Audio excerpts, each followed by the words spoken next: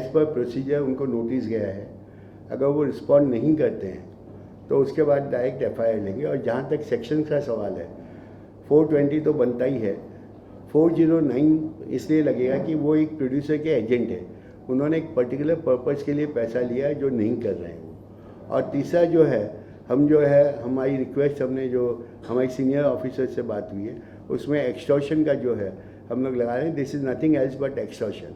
और जहाँ तक दूसरे प्रोड्यूसर का हम कोशिश कर रहे हैं कि उनका भी हम लोग जो है उनसे स्टेटमेंट करवा देवे कि वो कैसे एक इंसान को मजबूर करते हैं कि वो यहाँ तक सोच लेवे कि उसको सुसाइड करना पड़ेगा।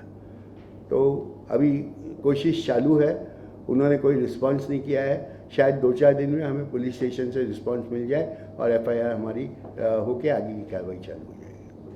सर आप काफ़ी करीबी रहे हैं सर देओल जी के, जैसे आपने बताया सर इसके पहले भी आपने उनका केस हैंडल किया है, तो क्या इस मैटर को लेकर के आपकी पर्सनल आपने कॉन्टेक्ट किया उनसे और इस मुद्दे को कहाँ तक लेके जाएंगे, आप कैसे न्याय दिलाएंगे? सर देखिए, डेफिनेटली मैंने उनके काफ़ी मैटर्स किए हैं और मेरे पर्सनल कॉन्टेक्ट्स भी रहे हैं उनसे, परंतु एज एन एडवोकेट हम सिर्फ और सिर्फ हमारे क्लाइंट के मैटर्स की बात करते हैं, उसके अलावा हम नहीं करते हैं। तो इस मैटर में जो है, पहली बात तो मैंने कांटेक्ट नहीं किया और दूसरा मुझे कांटेक्ट करने का अधिकार भी नहीं है। हम लोग जो है उनके जब मैटर आते हैं तो मैटर टू मैटर हम लोग वर्क करते हैं, कोई रिटेनर नहीं है कि भाई उनका एक बार मैटर ले लिया तो हम उनके साथ बंधे हुए हैं। और दूसरा, मुझे ऐसा कोई क्रेज़ भी नहीं है कि हाँ भाई मैं सनी देओल का वकील हूँ ताकि उसके साथ ही कंटिन्यू रहूँ और वो लेवल चलता रहे। तो मैटर टू मैटर होता है। पहले जितने मैटर मैंने किए हैं उनके, वो जेन्युइन थे।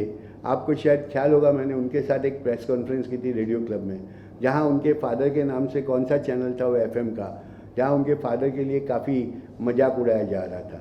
और उसके बाद में जो है इमीडिएटली जो है आई सब्जेक्ट टू करेक्शन, बहुत ही टॉप ग्रुप का चैनल था और उन्होंने बैठ के माफ़ी मांगी और पूरा पोजीशन हटाया उन्होंने। तो जहाँ सच्चाई है हम डेफिनेटली उनके लिए खड़े, परंतु I work on matter to matter basis, I am not a retainer to him.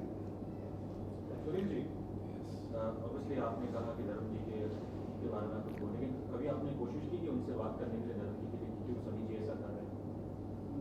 ये वो चैप्टर है जो माइक ये वो चैप्टर है जो उनकी बुजुर्गी देखते हुए मैं बात नहीं करना चाहूँगा। हालांकि मेरे दिल में जितनी तकलीफ है वो मैं आपको भी बयान नहीं कर पा रहा हूँ। तो लेकिन क्या है, मैं ऐसा समझता हूँ एक सीनियर के बारे में बात करना चाहता हूँ। सर मैं आपको एक क्लियर कर दूँ, 1-2 प्रोड्यूसर गए थे धर्म जी के पास ये बातें लेके। धर्म जी ने अपनी मजबूरी बताई और साथ में ये कहा कि उसका जो भी प्रोफेशनल काम है उसके अंदर मैं कभी इंटरफियर नहीं करता, तो कृपया उसकी बात जो है मेरे सामने मत करिए। सर एमपी शब्द का जिक्र किया गया, मेरा एक्सपीरियंस वो नहीं है। सर एमपी शब्द का जिक्र किया गया था क्योंकि अब वो नहीं है, इस बार वो नहीं लड़ रहे, तो इतने साल से जो कुछ नहीं हो रहा था, कि आपके हिसाब से जो वो क्या अपनी पॉलिटिकल मसल भी कुछ वो फ्लेक्स कर रहे थे इस मैटर में? इस बात पे तो मैं कमेंट किया, एमपी तो 5 साल ही था ना, 19 से 24, राइट है। लेकिन मेरा किस्सा जो है वो तो 1997 का है। लेकिन उस वक्त एमपी ये क्या है, स्टार पावर एक चीज़ होती है, वो बहुत बड़ी होती है।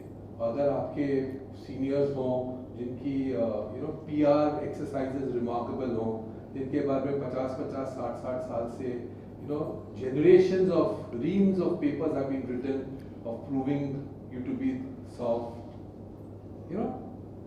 wonderful son of the soil image, उसको डिस्टर्ब करना अच्छा नहीं होता सर। प्रोड्यूसर फ्रेटर्निटी, आप खुद भी उसके हिस्से हो, प्रोड्यूसर्स एसोसिएशन, क्या उन्होंने कभी भी इस मैटर को लेके? अभी प्रोड्यूसर्स एसोसिएशन में गया था, आई थिंक 99 या 2000 के करीब, और उन्होंने उनके खिलाफ मुझे अवार्ड दिया था, लेकिन उस अवार्ड के खिलाफ ये कोर्ट में चले गए थे क्योंकि वो समझते थे कि तारीफ लगाना बहुत आसान है। मेरा सवाल आपसे, बॉलीवुड की बात की जाए तो सारा खेल यहाँ पे भरोसे का, विश्वास का, ट्रस्ट का है। सनी देओल जी बहुत अच्छे आर्टिस्ट है, इसके बावजूद जो इस तरह से वो काम करते हैं, आपकी मंशा क्या मानते हैं आप? क्योंकि वो खानदानी पैसे वाले, ऐसा नहीं है कि उनके पास पैसे की किसी चीज की कमी है, तो क्या आप मानते हैं नीयत की कमी है? मैं तो यही कहूँगा कि मेरा एक्सपीरियंस अपने लाइफ का, मेरी ज़िंदगी को जो है ना खराब करने वाले, डिस्टर्ब करने वाले, अगर कोई लोगों में नंबर 1 नाम लूँ तो उसका नाम सनी देओल है। क्योंकि एक करियर होता है जिसको बिल्ड करना कितना मुश्किल काम होता है सर यहाँ पे, और मैंने उनके ऊपर अत्यंत विश्वास रखा। मैं जानता हूँ, मैं ऐसा समझता था भाई कुछ और हीरोज उस जमाने में होते थे, उनसे मैं समझता ये अच्छे बैकग्राउंड का है, एक क्लासी आदमी होगा, लेकिन क्लास अच्छे कपड़े से नहीं बनता सर, क्लास अच्छे विचारों से बनता है, अच्छे कर्मों से बनता है। और वो अनफॉर्चुनेटली जो है मेरा एक्सपीरियंस ऐसा नहीं रहा। आपने उन पर इतने आरोप लगाए, इसके बावजूद उनके कैरियर पे कोई असर नहीं पड़ा। क्या वजह मानते हैं? गदर 2 जैसी सक्सेस फिल्म उनको मिल गई और अभी भी कई प्रोड्यूसर्स उनके घर के चक्कर काटते हैं, क्या कारण मानते हैं सर आप? मेरे इल्ज़ाम लगाने या ना लगाने से लोगों को पता ही नहीं चला। जब मैं आपको बता रहा हूँ कि 1100 लोग में से जो है किसी को शायद पता ही नहीं था मेरा किस्सा, जो उससे 15 साल पहले से प्रिंट मीडिया में, फिल्म फेयर में, जो प्रोमिनेंट न्यूज़पेपर्स होते हैं उनमें, कोर्टों के जो भी रील्स होते हैं उसमें होता है। लोग यहाँ पे अब शायद इतने सेल्फ हो सकता है, उनको पता ही नहीं चलता था। लोग यकीन, और क्या है, हमने इमेजेस बनाई वो सर, हमने वो फिल्में बनाई जिनसे इनके इमेजेस बनते थे, और वही इमेजेस जो है हमको डिस्ट्रॉय करने के लिए तैयार हो जाते हैं सर। सौरभ जी, आप फॉक्स में से रहा और मैं चाहता हूँ कि जो और प्रोड्यूसर इनके साथ ऐसा हुआ है, क्या आप लोग साथ मिलकर कुछ करेंगे तो ज़्यादा बेहतर होगा? आपको अपनी क्या लगता है? देखो, मैं तो सर हम लोग अभी उनको जोड़ रहे हैं हमारे साथ, एक एक करके हमारे साथ जुड़ते जाएंगे। अभी तक जो एक हवा था, जैसा कि एक अभी प्रश्न पूछा था कि कहीं पॉलिटिकल इन्फ्लुएंस या कुछ है, आज तक जो है कानून एक नया स्टेटस जो है वो पकड़ के चल रहा है, सेलिब्रिटी स्टेटस। एक पिक्चर अभी आई है अल्ट्रा पे, आपने शायद देखी होगी, न्याय द जस्टिस, जिसमें सुशांत की कहानी को जो है एक इंस्पायर होकर बनाई गई है। उस पर उनके फादर ने केस किया था दिल्ली हाई कोर्ट में, और वहाँ पहली बार जो है ये एक फैसला आया है कि there is nothing like celebrity status, all Indians are equal. आप किसी को भी ऐसा नहीं कह सकते कि इसको सेलिब्रिटी स्टेटस आप दे सकते हैं। मगर आज तक जो है वो सेलिब्रिटी स्टेटस जो है, डेफिनेटली आप लोगों का भी एक्सपीरियंस होगा कि अगर एक कोई आर्टिस्ट आ जाता है और उसका अगर कोई केस आता है तो मीडिया जो है उसके पीछे पीछे भले ही गाड़ी के साथ साथ भागना पड़े मगर भागते हैं। तो ये एक चीज़ का इम्पैक्ट पड़ता है और डेफिनेटली पड़ता है। सौरभ जी, इतना बड़ा क्लेम किया आप लोगों ने, आप लोगों ने जो कहा है, सीधी बात आपके पास प्रूफ है, तो आपको क्या हल्का भी या किसी तरह डर ऐसा है कि आपको लगे इसके बाद बहुत कुछ हो सकता है आपके खिलाफ? नहीं, मेरे को तो कोई फियर नहीं है, क्योंकि मैंने तो उनके साथ कोई गलत नहीं किया। मैंने तो उनको कोई कैश पैसा नहीं दिया, सब अकाउंट से पैसा दिया है, और जो सब मेरे पास एग्रीमेंट्स हैं, उनकी मेल्स हैं और वो सब चीज़ें हैं, तो मेरे को तो कोई फियर नहीं है उनसे। इसीलिए मैंने डाला जब समझा सारी चीज़ों को। मैंने भी कोई ओवरनाइट डिसीजन नहीं लिया। जब मैंने इतना अपना लॉन्ग पेन देखा, और उसके बावजूद उनकी, सन्नी जी के 2 चेहरे हैं, एक जो सेलिब्रिटी का चेहरा है जो आपको सब लोगों को मार्केट में ज़्यादा नज़र आता है, बट उसके जो पीछे का चेहरा है वो उनको नज़र आता है जो उनके साथ काम करते हैं, जिनका डे टू डे कुछ लगा हुआ है या उनका पेन है। उनको ना इजी अर्निंग चाहिए, पैसा चाहिए, कैसे भी आ जाए, कैसे भी उनको पैसा चाहिए, और वो इस बात में कहीं पर भी किसी चीज़ में ये छोड़ने को तैयार नहीं है। अब मान लो यदि उन्होंने मेरा काम नहीं करना था, उनको समझ में नहीं आया, तो उन्होंने मेरा आरटीजीएस क्यों नहीं किया आज तक? बताइए। हम बिल्डर हैं, फ्लैट बनाते हैं, हमें कस्टमर कहता है कि मेरे को फ्लैट पसंद नहीं है, हम उसको इंटरेस्ट लगा के पैसे वापस करते हैं ना, या कहते हैं तेरे को प्रॉपर्टी नहीं पसंद है, अपना एक आदमी लगाते हैं सेल्स का, इसका भैया फ्लैट बिकवा दो, घाटा होगा तो हम देंगे, फायदा है तो इसका है। उन्होंने तो नहीं किया आज तक भी। उन्होंने मेल लिखा मुझे, वो तो सिर्फ एक उनकी स्ट्रेटजी है कि एक बहुत बड़ी टीम जो सुनील दर्शन जी ने कहा कि उनके नीचे काम करती है, वो सिर्फ एक तो गैप बना के रखते हैं। यदि उनकी टीम से 10 बार हमारा बंदा मिलता है तो वो कहीं जाके साल भर में एक बार हमसे मिलते हैं, और उस दिन इतना बड़ा लॉलीपॉप देते हैं कि अब तो ये हो जाएगा, तो आदमी सोचता है यार चलो ये हो जाएगा, इतना बड़ा आदमी कह रहा है, मान जाता है। ठीक, कुछ लोग इसलिए चले जाते हैं, जैसे किसी की एज ज़्यादा हो गई, किसी को ये लगता है यार मैंने इनसे पंगा लिया तो मेरी दूसरी वाली पिक्चर में भी दिक्कत आ जाएगी। तो थोड़ा सा ना यहाँ क्या है कि मतलब लाइन ऐसी है, क्योंकि इसमें बंदे को काम करना है, बंदा बैठ गया कुर्सी पे आके और वो काम ना करे तो प्रोड्यूसर का तो पैसा लग रहा है डेली, उसका तो पर डे के हिसाब से पैसा है। हम इस इंडस्ट्री से नहीं थे, हम ऑर्गेनाइज इंडस्ट्री से काम करते हैं। हमारा सिस्टम वही था कि हमने एग्रीमेंट बनाने हैं, पैसे देने हैं। जैसे सुनील दर्शन जी ने कहा, हमारा कोई उनसे दोस्ती का रिलेशनशिप नहीं है। हमारा दोस्ती हो जाती है, बिजनेस करते करते दोस्त भी बन जाते हैं, बट हम प्रोफेशनल वर्किंग वाले आदमी हैं। हमने अपना पूरा कॉर्पोरेट सिस्टम से उनके साथ काम किया, जो कि उसमें उनका 100% से ऊपर ज़्यादा फेलियर है। मेरे पास सब मेल्स हैं उनकी, कोई वो किसी चीज़ को डिफीट नहीं। अभी उन्होंने एंड में क्या किया, 55 लाख रुपए लेके उसका एक तरफ तो कह रहे हैं कि मेरा पैसा फॉरफिट हो गया, 9 अप्रैल को मेरे को एक GST का बिल बना के भेज दिया फ्यूचर फिल्म का। बताइए क्या है ये? वो सिर्फ नए आदमियों को, उनको ये पता है कि भी मेरी एक स्टार है, मेरी एक फॉलोइंग है, उसको वो कैश कर रहे हैं पीछे से। कि भी हर आदमी सोचता है यार क्यों इतने बंदे से क्यों बिगाड़े यार, चलो 2-4 साल में काम हो जाएगा, अपना आदमी ये सोच लेता है। बट लेकिन हमारा तो बहुत लंबा पीरियड हो गया, 8 साल हो गया आज। हमने एक प्लॉट बेचा था जब यहाँ पर काम किया था, वो प्लॉट उस टाइम पे 12-12.5 करोड़ का था, और आज की डेट में वो प्लॉट 100 करोड़ का है।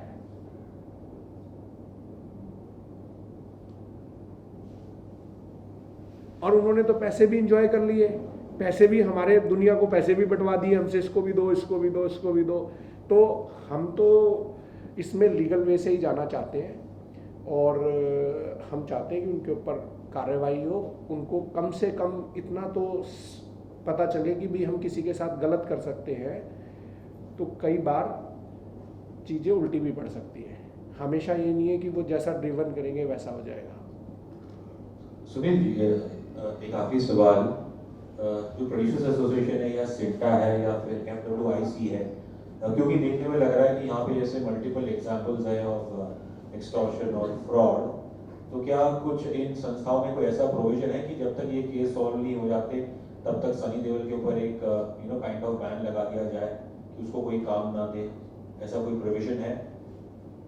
सनी देओल एक अकेला आदमी नहीं है। सनी देओल एक बहुत ही बड़े फैलाव होता है ना फिल्म इंडस्ट्री में, पावरफुल लोगों का, उनके जो टेंटिकल्स हैं बहुत लंबे फैले हुए हैं, फलाने का फलाना, वो फलाने का फलाना, ऐसे करके। और वो सब जो है वो प्रोमिनेंट मेंबर्स हैं इस फिल्म सिंटा, जैसे आप बोल रहे हो वहाँ के। तो मेरा तो ख्याल है कि सिंटा में जब तक कोई बहुत समझदार लोग नहीं होंगे तो उनका इन्फ्लुएंस का जो एबिलिटी है वो बहुत स्ट्रॉन्ग है सर। तो आप उनसे उम्मीद रखना जो है, उनकी भी कोई लिमिटेशंस होंगी, मजबूरियाँ होंगी शायद, जो लोग वहाँ कुर्सी पर बैठते हैं। सुनील, यहाँ पर आपके लिए सर थोड़ा सा मैं डिफर करूँगा इनकी बात से। इनका ये कहना सही है कि सिंटा में कुछ भी नहीं कर पाएंगे, परंतु चूँकि मैं इंपा का लीगल एडवाइज़र भी हूँ, तो इंपा ने जो है इस बात को कंसिडर करते हुए अपने बायलॉज में अमेंडमेंट किया। और उस अमेंडमेंट के तौर पे जो है, जैसे सुनील जी का अवार्ड हुआ, वो कोर्ट में चैलेंज हुआ, वो सिर्फ इसलिए हुआ कि उस वक्त जो उनके बायलॉज में कहीं ना कहीं करेक्शंस थे। हमने उस चीज़ को रियलाइज़ करते हुए उस बायलॉज का करेक्शन किया, जनरल बॉडी में पास करवाया, और आज की तारीख में इंपा के पास इतनी अथॉरिटी है कि वो अगर उसको रोक नहीं सकते तो कोई बात नहीं, अपने प्रोड्यूसर मेंबर्स को रोक सकते हैं कि आप इससे कोई काम नहीं कराओगे। आपको शायद ख्याल होगा जब संतोष सिंह जैन जो है वो ऑल इंडिया को रिप्रेजेंट करते थे, हालांकि थे CCCA से, तो उन्होंने एक रूल बनाया था कि एक आर्टिस्ट जो है साल की 2 पिक्चरें या 3 पिक्चरें ही साइन कर सकता है, हमारे परमिशन के बिना आगे नहीं बढ़ सकता। तो वैसा क्लॉज हमने उसमें डलवाया है। अगर इंपा किसी को डायरेक्ट नहीं कर सकती नॉन मेंबर को, तो कम से कम इंपा ये ऑर्डर पास कर सकती है कि उनके मेंबर्स या उनसे एफिलेटेड जितने एसोसिएशन हैं वो मेंबर्स जो हैं उनको काम पे नहीं लेंगे। तो डेफिनेटली वो प्रोविज़न अब ये 3 साल पहले ही जो है वो किया गया है। या सुनील जी, आपने जैसे कहा कि 60 years and more like you given to the industry, and we know like कि आप जिस इंडस्ट्री के बिलोंग करते हो, you are very soft spoken, like जब तक मैंने आपसे देखा है, आपको मिला है, जो भी थोड़ा बहुत जानता हूँ। सर मतलब आपने बहुत बार ट्राई की होगी, जैसे इतने सालों से आप कर रहे हो, पर जब before this going to press उससे एक बार कभी मुलाकात करने की बात की? क्योंकि हमें होता है कि भाई यार एक बार देखो this is the last ultimate decision, हर कोशिश, या हर कोशिश। What was the reaction? 27 कितने साल हो गए? 1997 से आज तक 27 साल हो गए ना। 27 साल में कितने बार कोशिश की होगी? हाँ, पर इस तरह का शायद ऐसे प्रेस कॉन्फ्रेंस आपने नहीं मेरी जो जितना मैं अपने आप को बेइज्जत करा चुका हूँ और करने की काबिलियत नहीं रखा, आप समझे? उनके यहाँ भी सिस्टम है कि पहले एक लेवल पे दरवाज़ा बंद हो जाएगा, फिर सेकंड लेवल पे दरवाज़ा बंद हो जाएगा, और फिर फाइनली जो होता है बड़ा गेट ही बंद हो जाता है। आप समझे? You also work with so many आपके भाई हैं, धर्मेश जी हैं, बहुत सारे लोग हैं, तो कभी उनसे बात करके एक एक यूनिटी फॉर्म में, या फिर आप सोचते हैं कि industry You have to fight your battles yourself, because क्या आप किससे लड़ रहे हो, ये बहुत ज़रूरी है समझने के लिए। मैं तो अपने आप को इस फिल्म इंडस्ट्री का ही पैदा भी यहाँ हूँ और यही बनूंगा, श्योर। मेरा एक सवाल है, सनी देओल जी ने अदालत को लेके एक बहुत फेमस डायलॉग बोला था, तारीख पे तारीख, तारीख पे तारीख। आप इस केस को लेके कितना आगे तक जाएंगे और कब तक तैयारी आपको केस? सर वो उस वक्त की परिस्थिति अलग थी, हाँ एग्जैक्टली, उस वक्त की परिस्थिति अलग थी। अब जो है काफ़ी परिस्थिति चेंज हो गई है। कोर्ट जो है काफ़ी मैटर्स जो है फास्ट ट्रैक पे ले रही है, और अगर आप पहले का डिस्पोजल देखेंगे, हाईकोर्ट के बाहर आप जाते होंगे, अब वहाँ डिस्प्ले बोर्ड रखा हुआ है कि कितनी न्यू फाइलिंग हुई, कितने डिस्पोजल हुए। अगर वो आप एवरेज निकालेंगे तो अभी काफ़ी मूवमेंट फास्ट है। अगर हम थोड़ा सा परसुएट करते हैं मैटर को, तो डेफिनेटली जो है वो मैटर्स टेकअप होते हैं और हियरिंग होती है।